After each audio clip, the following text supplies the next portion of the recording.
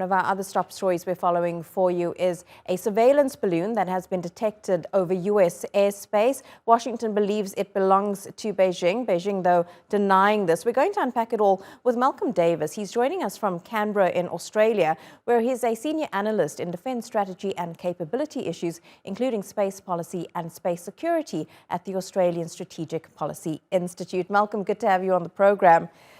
Firstly, I just would like you to explain to us, what exactly is a surveillance balloon? Is it like a hot air balloon that's remotely controlled, and what are its capabilities here?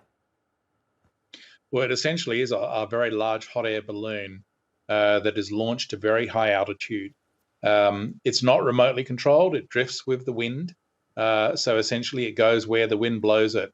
But they launch these things in a way that takes them over critical military sites. Now, today, the balloon was spotted over Montana.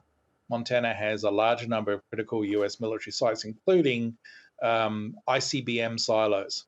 So, silos containing nuclear missiles. So my guess is this balloon is sitting up there doing what's known as signals intelligence, or SIGINT, scooping up all the radio traffic around these critical military sites to monitor that traffic and gather intelligence from that process called SIGINT.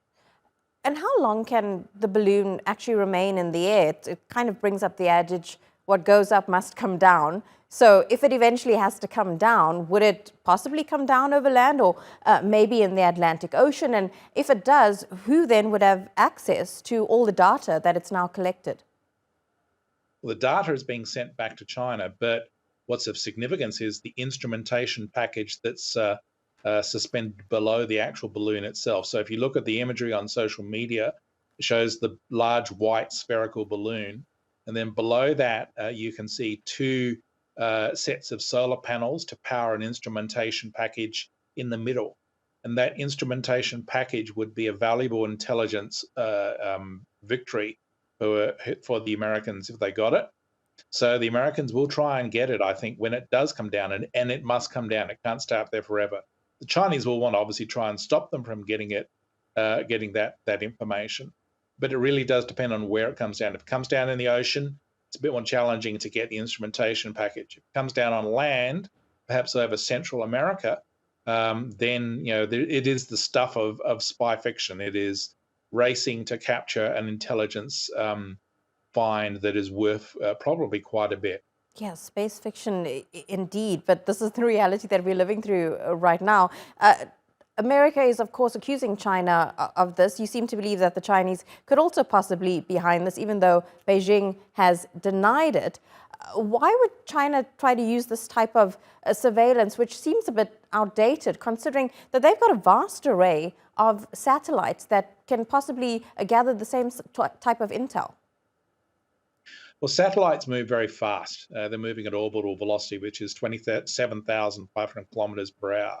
So they're only over a target for brief periods. This balloon is moving very slowly, and it's at a much lower altitude. It's up at about 60 to 70,000 feet, as opposed to a satellite, which is in low Earth orbit, 200, 300, 400 kilometers. So this balloon would be ideal for doing SIGINT and ELINT, electronic intelligence, whereas a satellite, whilst it can do that, it only has far less time to actually gather that intelligence. This is not the first balloon that the Chinese have sent over. They've done several of these before. But my guess is the course and the fact that they're using a balloon suggests that the Chinese are looking to get SIGINT as opposed to photos, where satellites would be more useful for photos. Yeah, it's going to be very interesting to see how this all plays out ahead of the Secretary of State's visit to China next week. Malcolm Davis, appreciate you unpacking that all for us. Thank you.